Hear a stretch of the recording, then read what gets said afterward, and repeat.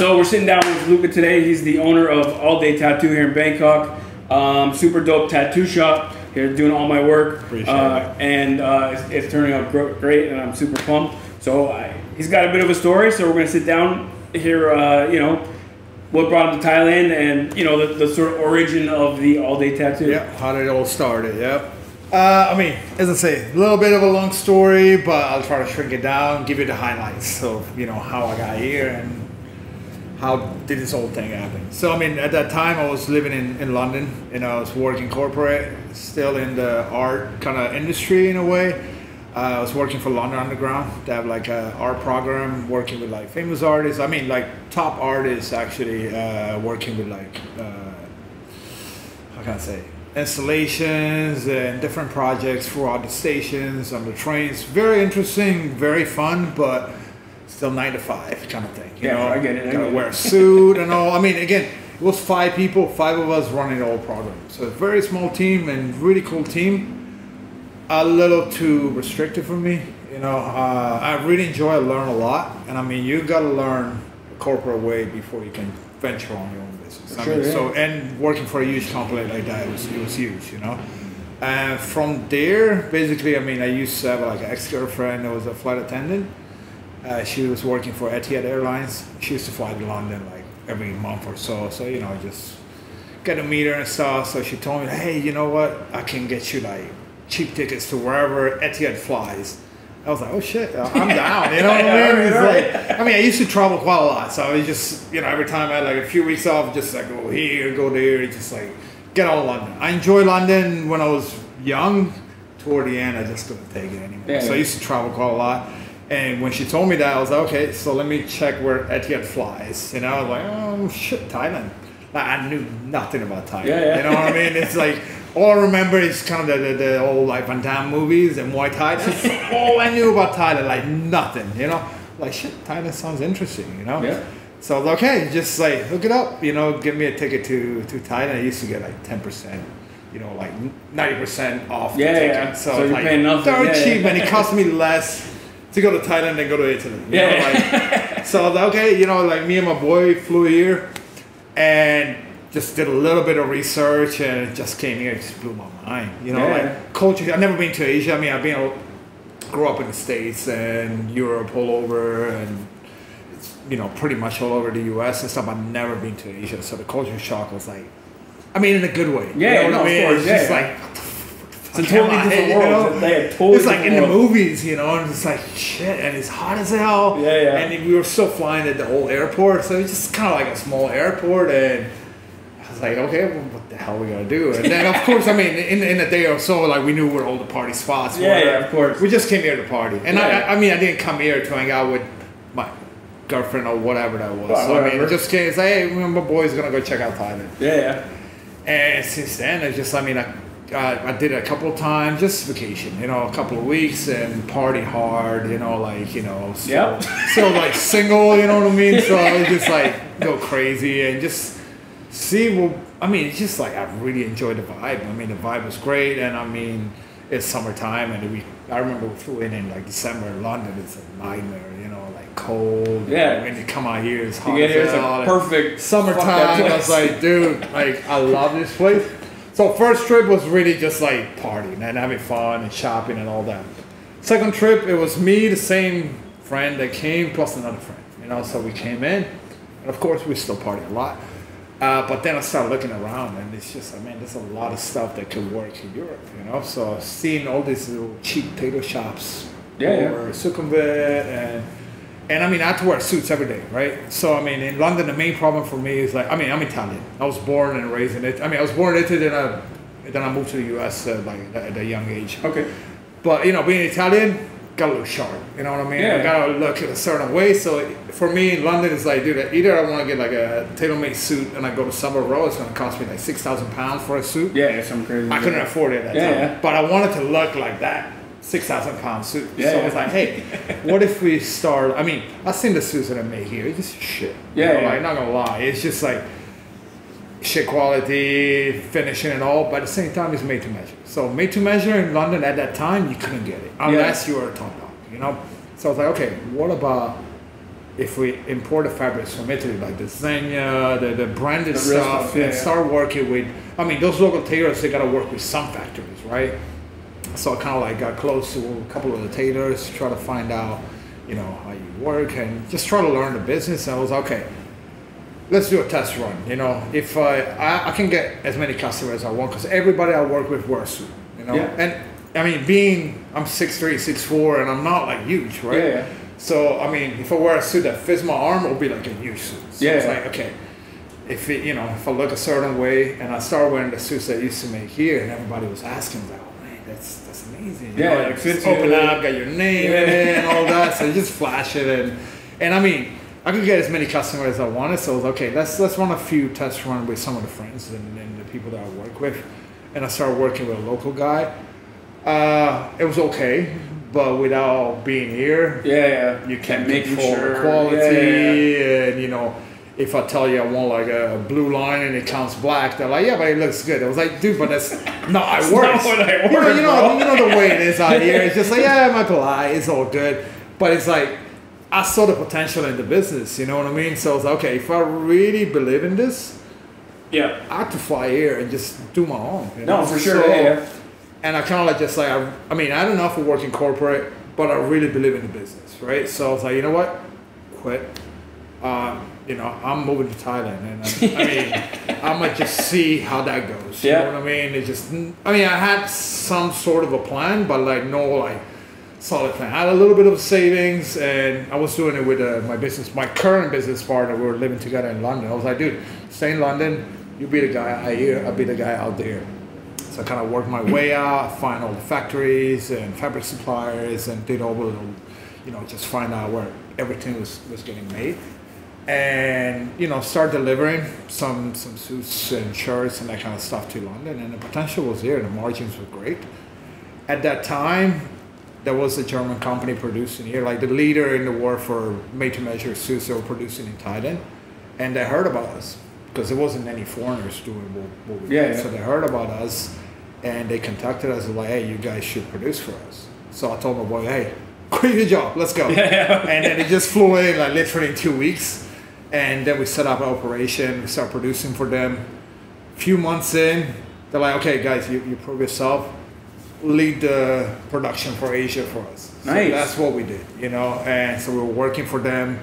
We got pretty close to the partners and stuff, and that's kind of like how I moved here. From there, I mean, we opened up shops in Europe with the partners, so we have a few shops in Europe, mostly in the German-speaking market, like Berlin, Hamburg, Vienna. And you still have them? Yeah. So wow, crazy. So, okay. I mean, that was, I really enjoyed that, but got to a point where like, okay, we set it up. I don't really have to do much day to day, so I was like, you know what?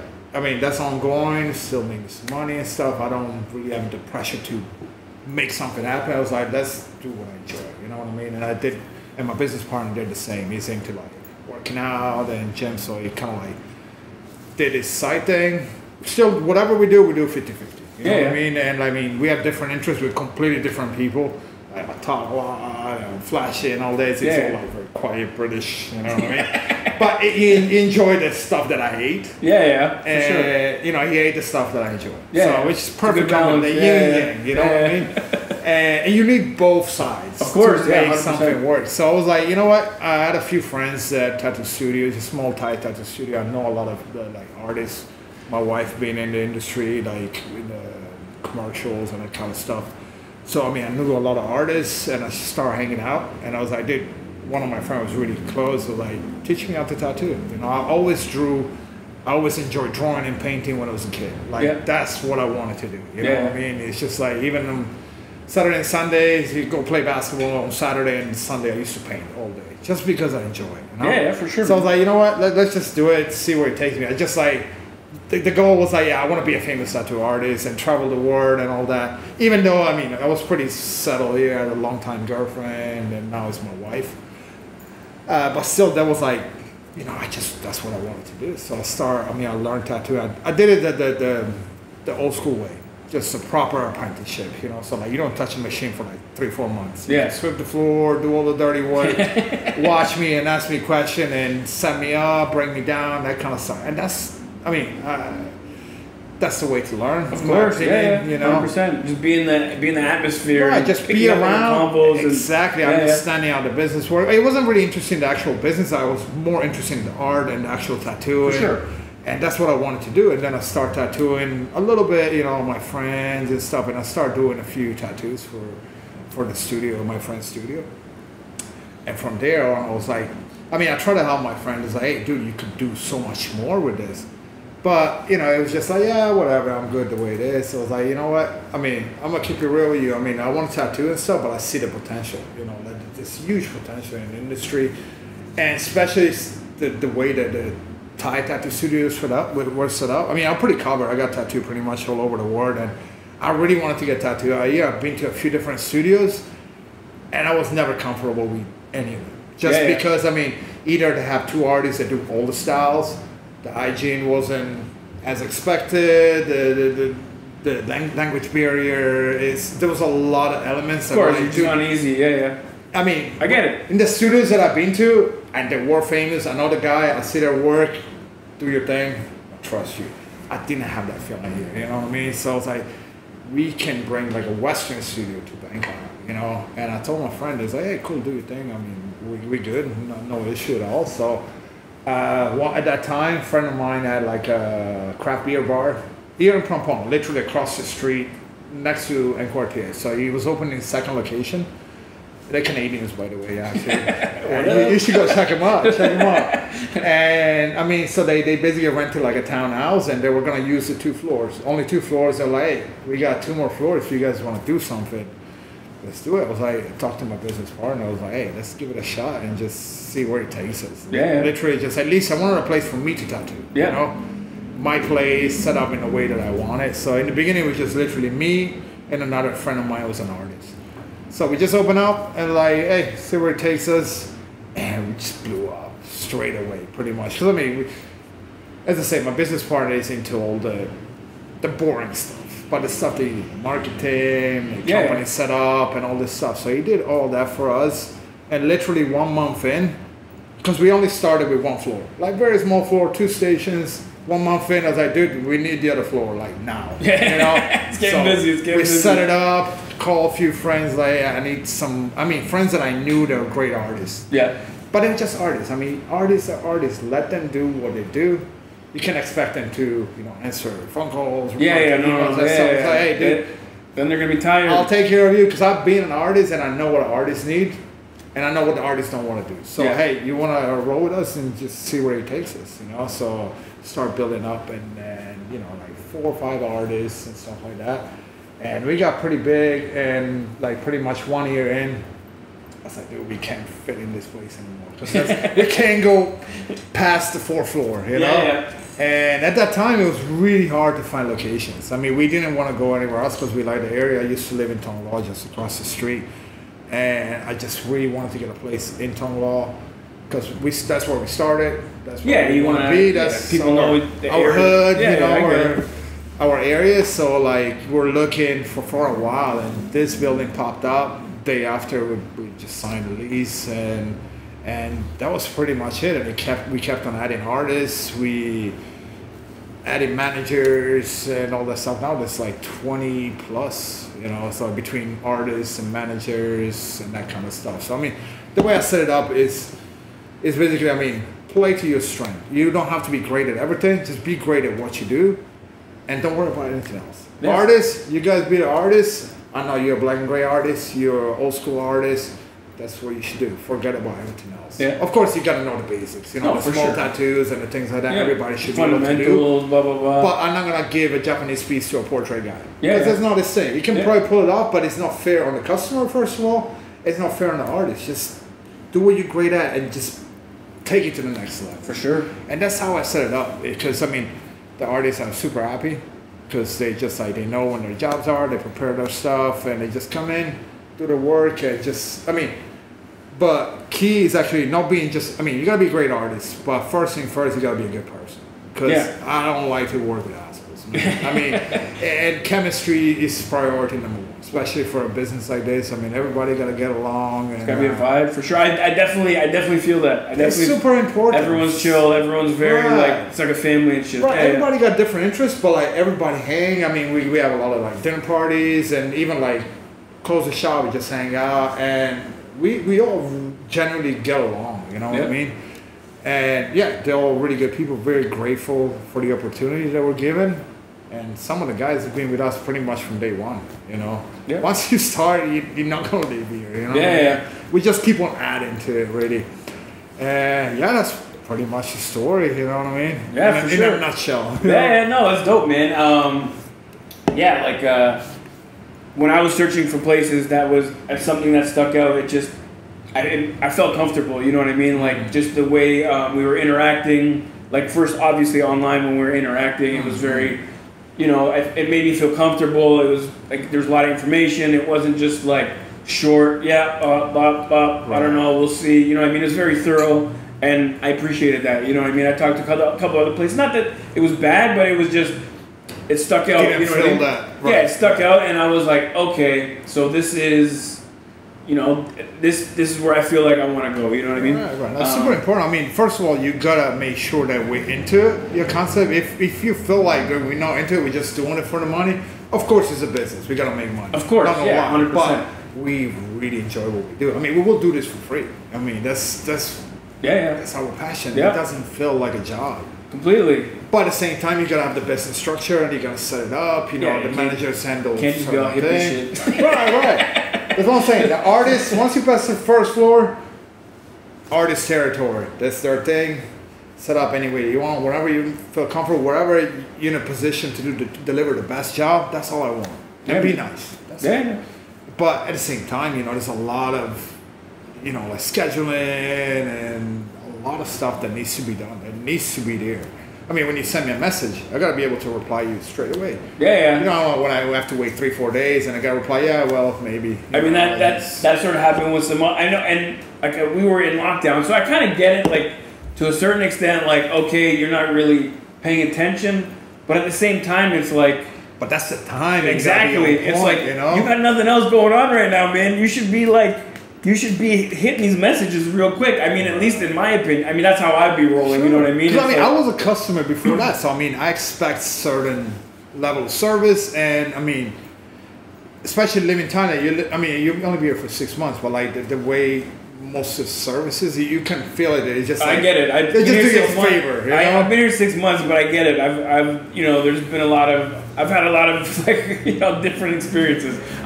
I'm starting to understand a lot better. That's the culture and all. I mean, I'm not talking shit about any other studio or no, for sure, it's just the culture. It's just like, it's very laid back, but sometimes way too laid back. Yeah. You know what I mean? You gotta care about what you do. I mean, if you don't, then what's the point? Yeah. You know, like, don't and do it. It comes through. It comes through. Like it's gotta show. I mean, you gotta deliver.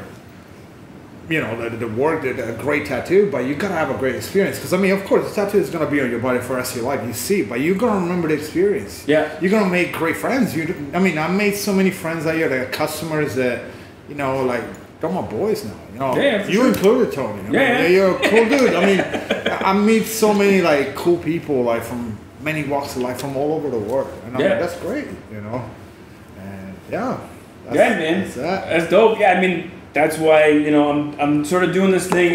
It's sort of, like I said before, I was telling you before, it's sort of pushing me out of my boundary a bit. And, you know, I'm meeting different people, doing stuff that, you know, sure, maybe we shoot the shit a little bit, but now we're having a conversation, we're having like a bit of a connection, you know what I mean? Right. And it's like creating those memories, those friendships or whatever, you know what I mean?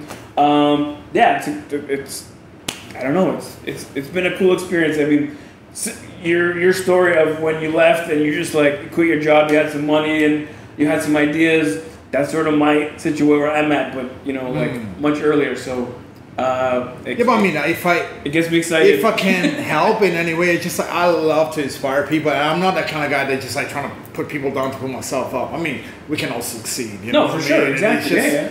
The way that just like you put yourself out there, I think it's gonna come back. You know, sure, just be nice and try to. If you're in a position to help, do it. You know what I mean? Because I mean, many people helped me in the past, not financially or anything. It's just just be there. Yeah, You know, yeah. be a decent human being. You know what I 100%, mean? man. And if I can inspire you and you might inspire me, I mean, it's go back and forth. You know Of what I course. mean? It just doesn't Energy.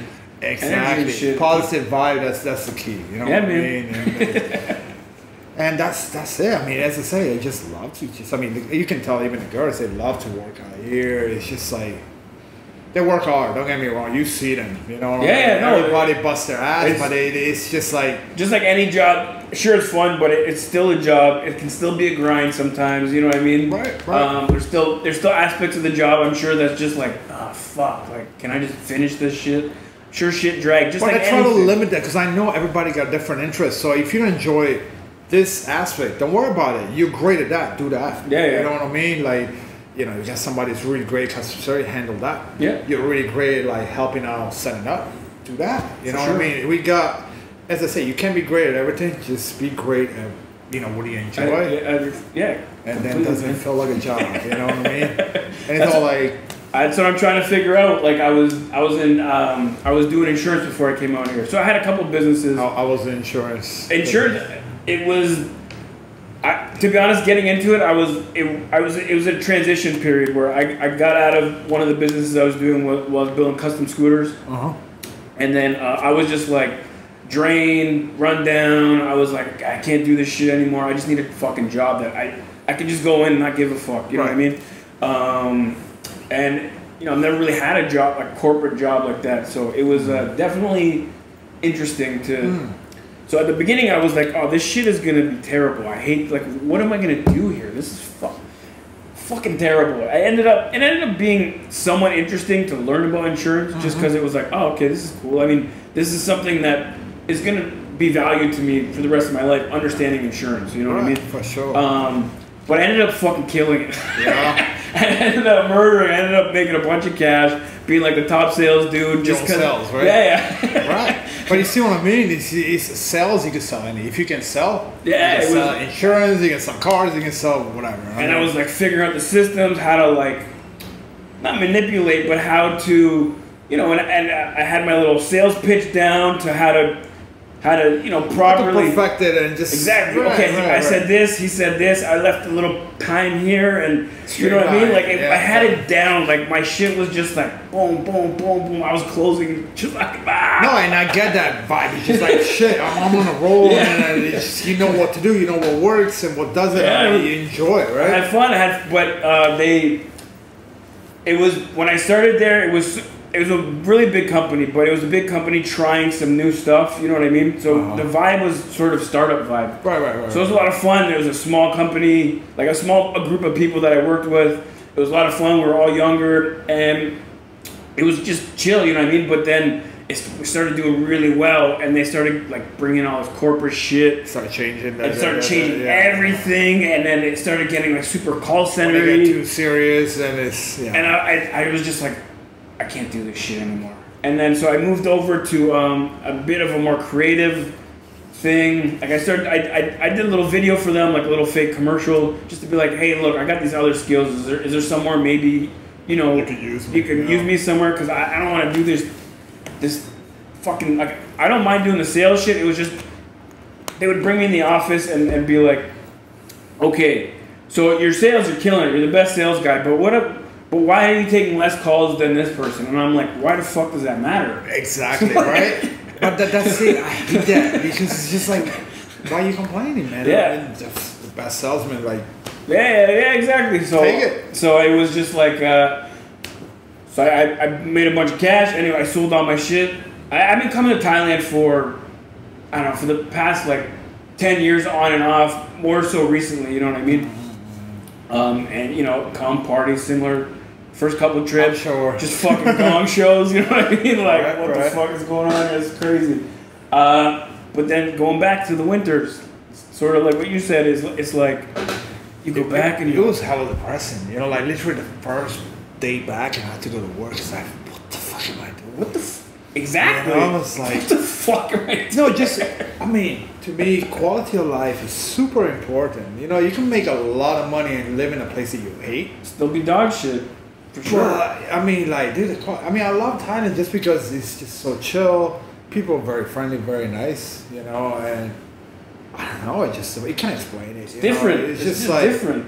It's so chill, and there's opportunities anywhere. You know what I mean? So it doesn't mean if you make a lot of money in London, you can still make a lot of money in Bangkok. You know, it's just you create your own opportunities. You know? For sure. That's one thing too. I definitely feel like there is opportunity out here. I'm not saying there isn't opportunity at home, but there's still like niches here that you can jump into. You know what I mean? There's opportunities anywhere, but you pick the place where you want to be every day. You know what I mean? Yeah. You want to wake up and it's summertime all year long. You know, For sure. You want to go swimming in December. You can. You know, it's just like to me, it's like I hate the cold. I hate cold weather. I mean, you from Canada, you know better than me. You know, it was getting to me though, man. It was just, and then I got to this thing in my head. I'm like, bro, I worked 6 months. I bust my ass for 6 months to go live for 2-3 weeks. Right. I bust my ass for 6 months to go live for 2-3 weeks. I was like, I'm doing this shit wrong, dude. This doesn't make sense. Not that I'm gonna like just live for, work for 2-3 weeks and live, but it's like there's got to be a better balance to this shit, you know? Yeah, for sure. There was no balance back home. I wasn't feeling it. It made no balance. sense to me. Just like work pretty much all year for a 2 weeks vacation. Like what the fuck am I doing? Yeah. You know, like sure, I loved my 2 weeks, but then what about the other 50 weeks? Yeah, exactly. You know, like miserable, you know. And I mean, again, I enjoy what I did. It's just I didn't really enjoy London at the time. You know, it's just like in the beginning I did because I was young, sure. 19, 20. It's like it was fun. Same with Toronto, man, for sure. Yeah. After a while, I start getting a little bit older, a little wiser. It's just like, you know, I mean, I better realize it now, or I'm stuck in this for the next 30, 40 years. No. It's not me. 100%. Give it a shot. If it doesn't work, it doesn't work. I can always go back. At least you tried. Actually, I mean, when I was 21, I was 2 years in London, and me and some of my guys like, you know what? Let's put our money together. Let's go to Bali. And that's what we did. Yeah, you know what I mean? We were going to open a club. We had everything set up. Everything was... We were ready to go. And then when I got to Bali, I was like, dude, 3-4 months in, I was like, I really like living on an island. You know what I mean? I'm a city guy. You know what I mean? I get it. I grew up in LA, and it's just like, I like the chill vibe, but I need to be in a city. You know what I mean? And 2 of the guys that moved to Bali with me in 2004, they're still there. You know what I mean? 2 of them, they settled in. They're just like, me, I went back to London for a little bit, and then I moved to Bangkok. And it's just, I mean, it was great for them. I'm glad it worked out. It just wasn't for me. But I always try. If you don't try, you'll never know. I don't want to live with regrets. And be always like, what if I fucking did that? What would my life No. I mean, I did everything that I always wanted. I failed many times. But if you don't fail, you're not going to succeed. You're going to learn. Right. You only learn out of by 100 things that you try, maybe you succeed in one. Yeah. But I mean, you know, you miss all the shots you don't take. You know? Yeah, man. All right. Well, I don't know. You got work to do, I guess. Pretty much. All right. I appreciate. I see your phone going off. Yeah. I really appreciate you sitting down with me, man. We can do part 2 whenever you want. Yeah. You'll be back for a couple more. We can do one live while you get tattooed if you want, man. Oh, fuck. Yeah, why not, man? Yeah. Now we got the inner arm too. Yeah. This is gonna be Fuck. This over here. You took whatever. 4 sessions already, man. It is what it is, man. You're good. I'm excited to bring the rest of the wind bars over, and it's gonna tie it all together. It's gonna bring, and plus once you put the sun on the top, it's really gonna make the head pop even more. I'm fucking pumped, man. Yeah, I mean, God is great. I mean, she's an awesome artist. Man. She's really chill though too, man. It's like we've chatted quite a bit. You know what I mean? She's very weird, but she's an artist. You know, like they're all weird in their own way, but she's amazing artist. Yeah, man. I mean, that's when I saw her work on your Instagram. I was like, okay, that's who I want to work with. Because you remember when I thought it was like, she's great, but she don't do Japanese. Like, but I really want her. I was like, okay, let's get her own Japanese style inspired, and that's what she did.